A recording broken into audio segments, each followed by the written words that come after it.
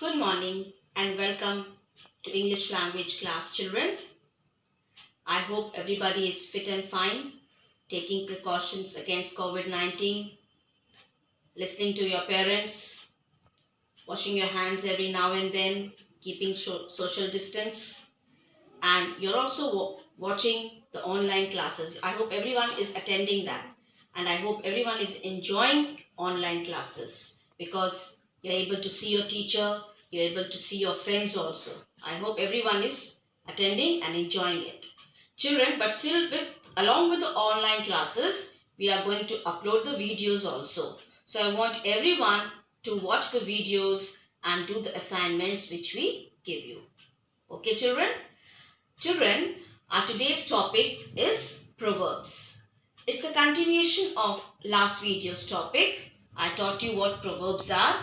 I taught you a few Proverbs. I explained you the meaning of those Proverbs and I also showed you a few examples.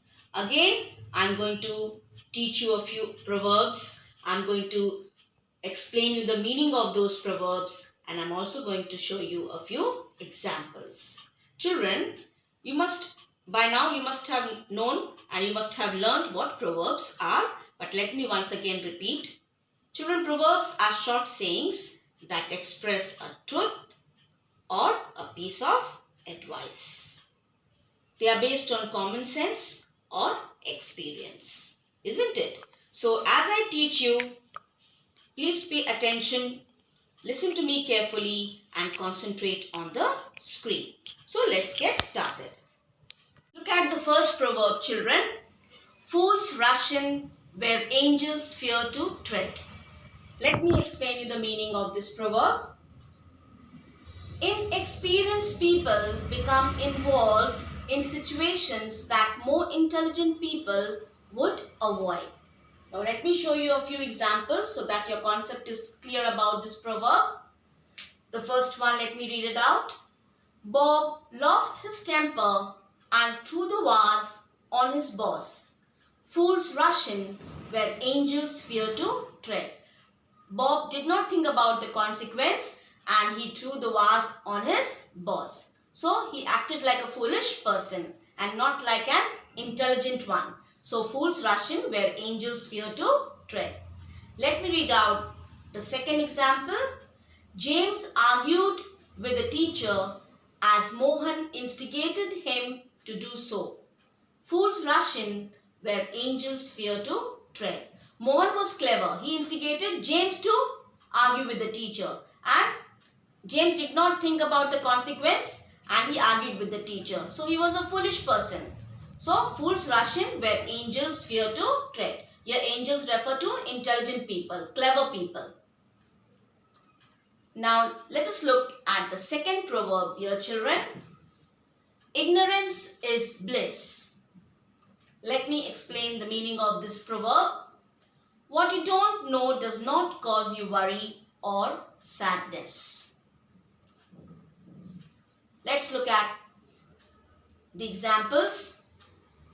I was wonderfully happy using my dryer every day and ignorance was bliss until I found how much electricity it consumed.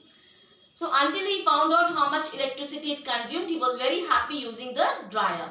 But when he came to know, he was sad about it. Maybe he was sad. So ignorance was bliss. The second example, ignorance is certainly bliss for a parent who thinks their children follow all the rules, but in reality, they are out every weekend misbehaving with friends. So as long as parents think that the children are good, they follow all the rules, they are very happy because they don't know the reality. The third one, parents might experience a sense of ignorance of bliss if they are unaware their daughter is taking out money from their wallets. Now let's look at the third proverb, children. It's no use crying over spilled milk. Let me explain you the meaning of this proverb. It is no use regretting something that has already happened and cannot be fixed and remedied. It is not useful feeling sorry about something that has already happened. Let me explain you this proverb with a few examples, with the help of few examples. We have the first one here. Let me read it out for you, children. While it's sad that the results have not been as you expected, you should now focus on moving ahead and achieving better results next time. There's no use crying over spilled milk. So what is past, you cannot help. Now, in future, you can work hard and get better results. The second example, he has spent all his money and there's nothing he can do about it. It's no use crying over spilled milk. The third example, Jack's car was badly damaged in the accident and he was angry about what had happened. But he soon realized that there was no use crying over spilled milk. Now, I have the fourth proverb here. Little strokes fell great oaks. Let me explain you the meaning of this proverb, children. If a task is divided into small parts, it becomes manageable and easier to do. Let us look at these examples so that your concept is clear. I'll read out the first one for you. I thought I'll never be able to pay my loans, but little strokes fell great oaks. Now the second one. I had to complete a vast syllabus, but I took one topic a day and I was able to complete it. As the saying goes, little strokes fell great oaks. Now we have the fifth proverb here on the screen. Look before you leap. Let me explain you the meaning of this proverb, children. One must consider possible consequences before taking any action. Here are a few examples. I'm going to read it out for you so that your concept is clear about this proverb. It's better to look before you leap before trusting others. You never know who's going to betray you. So children, when you're making friends, when you trust others, you should think twice. You should always think twice so that the other person doesn't betray you. Here we have the second example. It's better to look before you leap when investing money in a business. It might give you a loss, so you should be aware of it. You should think before you invest your money in a business. Now here we have the sixth proverb, that is once bitten, twice shy. Let me explain you the meaning of this proverb. After an unpleasant experience, people are careful to avoid similar situations. Here we have a few examples. I'm going to read it out for you so that your concept about this proverb is clear. I really hesitated to use the elevator again since I was stuck into it for hours. So once bitten, twice shy.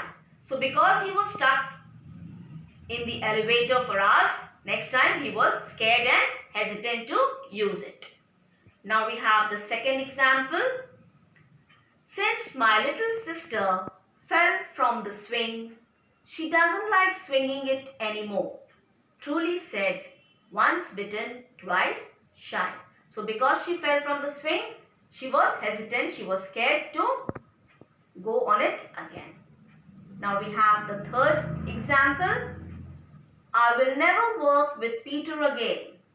He expects everyone to do the work on his behalf. Once bitten, twice shy.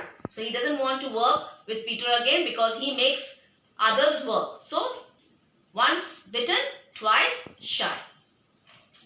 I hope children, you have understood the meanings of these proverbs which I taught you, and you have also understood how to use them in your daily life. I've shown you the examples also. I hope your concept is quite clear now. Children, I want you to write these proverbs with the meanings and the sentences and examples which I showed you on the screen here in your rough notebook and just learn the meanings nicely so that your concept is clear and you don't forget them. Okay, that's all for today. Thank you and have a nice time.